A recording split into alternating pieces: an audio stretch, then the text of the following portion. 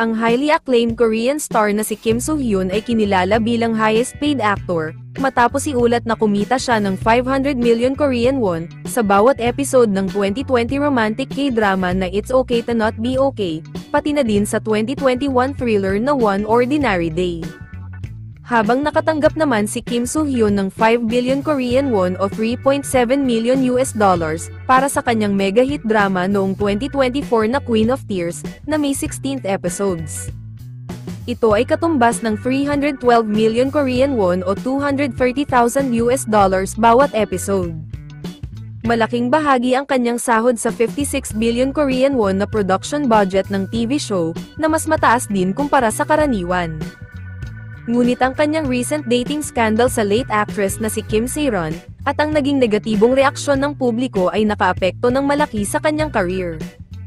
Dahil sa kontrobersya, naalis siya sa trono ni strong woman Do Bong-soon star na si Park Yoon-sik bilang Korea's highest paid male celebrity, at nagdulot din ng pagkawala sa kanya ng major endorsements, tulad ng luxury fashion brand na Prada.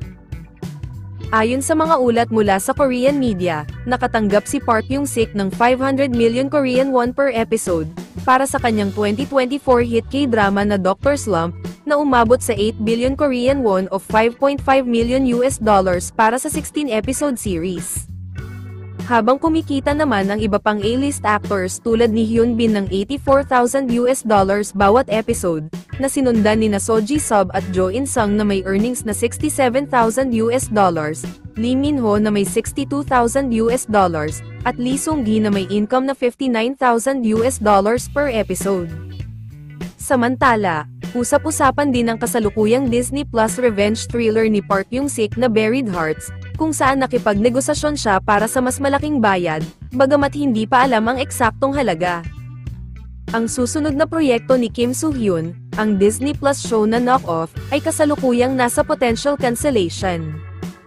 Kung sakaling hindi ito matuloy, maaaring pagbayarin siya ng streaming platform ng malaking multa, na lalo pang magpapalala sa kanyang financial problems.